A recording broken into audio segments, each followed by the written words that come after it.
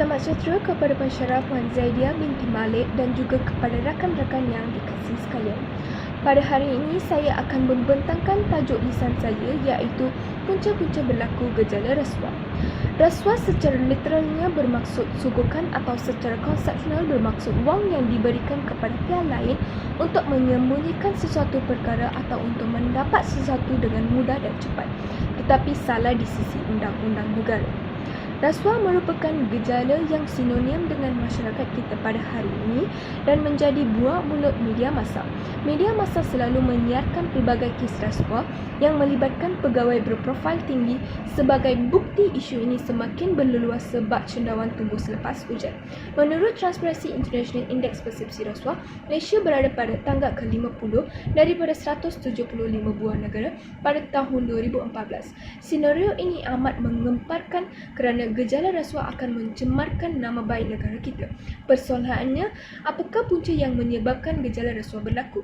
Saya akan rangkaikan satu demi satu antara punca berlakunya gejala rasuah, termasuklah kurangnya didikan agama dan moral. Semua agama di dunia ini menyeru perkara yang sama, iaitu mementingkan kebaikan dan melarang kemudaratan. Didikan agama dan moral merupakan pedoman dan panduan kita semasa menempuh belantar kehidupan.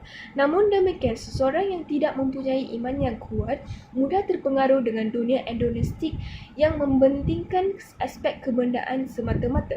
Mereka akan leka mengejar kekayaan dan mudah terjerumus ke dalam lembah kejahatan dengan mengambil rasuah untuk memenuhi fatamorgana diri sendiri.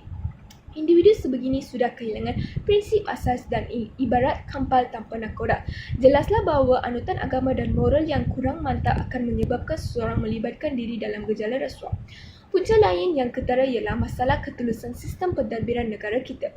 Masyarakat menganggap masalah rasuah ini bermaharajalela kerana kerajaan tidak memiliki satu sistem yang telus, terutamanya aspek pemberian tender, kontrak dan projek lain yang menyebabkan ramai pekerja awam mengambil kesempatan daripada kelemahan ini untuk mengaut keuntungan dengan memberikan rasuah.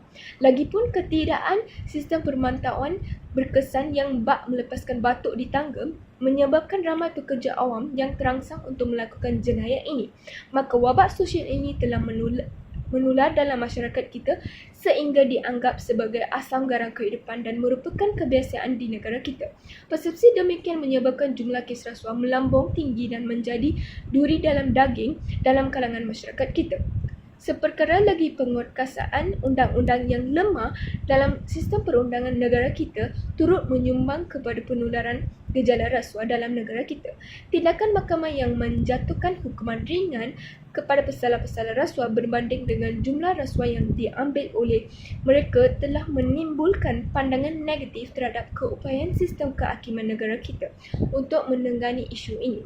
Hukuman ringan ini dikatakan menjadi motivasi kepada pihak tertentu untuk mengambil risiko melakukan rasuah kerana sedar bahawa mereka masih mampu menikmati hasil rasuah yang diambil setelah keluar dari penjara. Terdapat juga anggapan rakyat bahawa masih ada pihak tertentu yang mengambil rasuah tetapi tidak dibawa ke muka pengadilan.